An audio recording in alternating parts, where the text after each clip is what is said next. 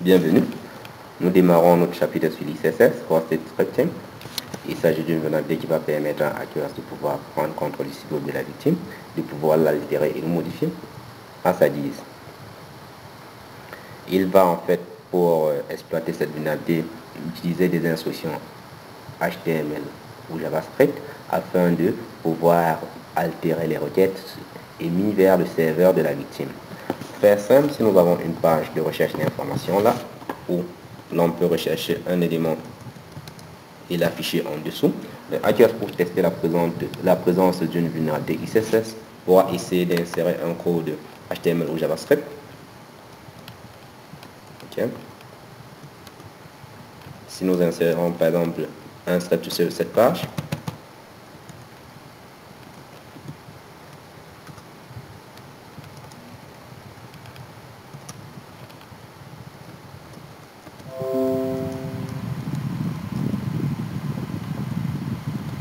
nous nous rendons bien compte que le script est exécuté. Cela va donc faire en sorte que le hacker puisse conclure que la page admet une vulnérabilité XSS. Vous ne devez pas confondre le fait de soumettre une requête à un serveur et que le serveur exécute et nous remet un résultat, comme nous le voyons là, avec le fait de modifier juste la console de développement Firebird côté client et d'obtenir un résultat similaire. Okay? Cette fois-ci, vous devez noter que la requête a été modifiée par le hacker, envoyée au serveur, traitée au niveau du serveur, et le serveur a envoyé un résultat, et ce résultat a gardé la syntaxe du hacker. Cela voudrait donc dire que le serveur admet que le hacker puisse envoyer écrire ses propres codes ou bien l'envoyer ses propres codes, et il arrive à exécuter cela. Ce genre de problème pourra aider un hacker déjà à, en fait, s'il a une très bonne maîtrise du JavaScript, il pourra écrire des instructions JavaScript qui vont en fait copier les outils des clients ou bien des futurs utilisateurs de la plateforme et l'envoyer vers une de ces pages. Il pourra lier le site web de la victime à des pages qu'il aura écrites et exécuter des tâches dont il veut. Il pourra évidemment faire un tas de trucs suivant son imagination. Si nous allons par exemple dans une page pareille, toujours qui admet une vulnérabilité XSS, c'est une page de commentaires. Si nous entrons par exemple la épaule, écoute, vous voyez très bien que lorsque nous entrons un message en haut, ce message est affiché en bas. Si jamais un hacker arrive sur cette page, il se rend compte qu'elle admet une vulnérabilité XSS, comme c'est le cas, il peut par exemple changer le look de ce site web sans utiliser vraiment beaucoup de connaissances en HTML, en JavaScript. Il pourra utiliser juste des connaissances en CSS et modifier le style de cette page. Okay? De manière simple, il peut insérer cette balise style.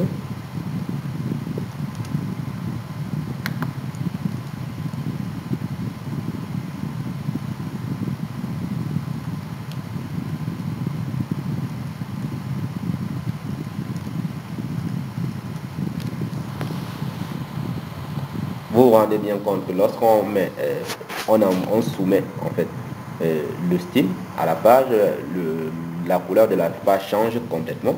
Et si même prochainement nous revenons là sur cette page, si un autre utilisateur revient sur le même site web, okay, vous vous rendez compte, le site directement prend la couleur qui a été définie par le hacker.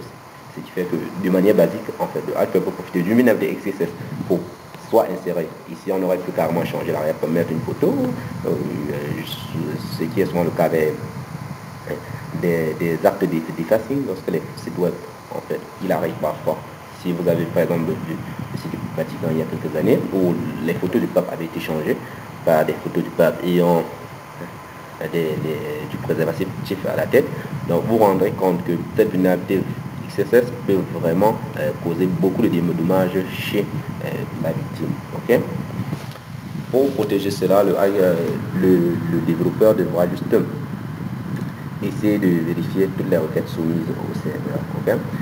Vous devez vraiment noter aucune requête. Il ne faudrait jamais en fait faire confiance en une requête soumise par un client. Ne jamais faire confiance en une requête. Que ce soit l'user agent, si jamais vous récupérez un user agent d'un client, vous devez tout enregistrer. Si nous reprenons par exemple le format de la requête soumis au serveur ici, voilà, live-http. si nous soumettons une requête, vous vous rendez compte que voilà un ensemble d'informations qui sont soumises en fait à la base de données ou bien au serveur pour être traité. Toutes ces informations, si le développeur pense les utiliser, se doit de vérifier toute information qui lui est soumise, histoire de s'assurer ainsi qu'il ne pourra pas, en fait, que l'information n'a pas été modifiée et qu'il ne pourra pas être victime d'une attaque aussi simple que celle-ci, que ce soit celle-ci, ou bien SQL injection, ou bien, évidemment, l'injection SQL. Il devra aussi prendre en compte, il devra aussi limiter la taille des variables, ok? Il devra, si, par exemple, pour notre champ de recherche d'information, nous avions limité, par exemple, cela 7 caractères ou 5 caractères, c'est clair que le fait d'insérer la balise script n'entrerait pas dans ce champ de recherche d'information. Donc, le développeur devra limiter, prendre la peine de donner des tailles à ces variables afin de ne pas, en fait, donner la possibilité aux hackers d'exploiter ce genre de technique.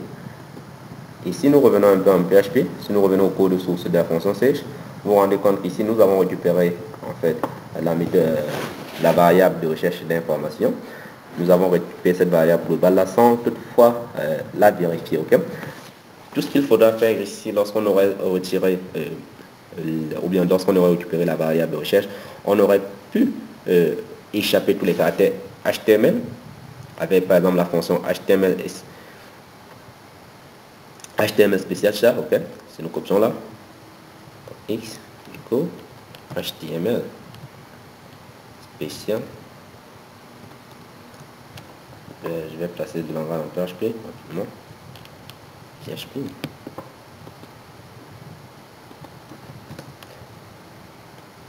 Voilà, HTML spécial char, ok.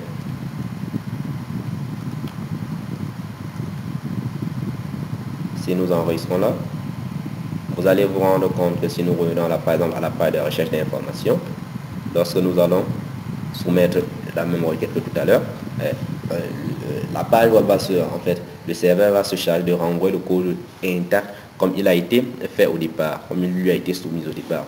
Une autre manière aussi, une fonction aussi que je préfère bien en PHP, c'est la fonction HTML entities, dont je vais aussi vous conseiller de suggérer, qui va se charger lui à son tour d'éliminer en fait toutes les instructions HTML placées au niveau de la des requêtes en question. Okay. Maintenant, dans le cadre d'un hacking, dans le cadre d'un pentesting, afin de vérifier la présence d'une vulnérabilité ICSS sur une page, le hacker pourra utiliser un outil basique présent sur HConnectF. Il s'agit par exemple de ICSSMe. ICSSMe est un outil qui va lui permettre de scanner la présence, et vérifier la présence d'une vulnérabilité XSS sur la page web de la victime. Plusieurs autres outils existent bel et bien, mais nous allons nous arrêter là pour cette vidéo, pour cette introduction aux méthodes d'attaque et la partie ICSS de l'EEHW1. Ou bien l'EEHW1 autant pour moi. Merci d'avoir suivi, à très bientôt.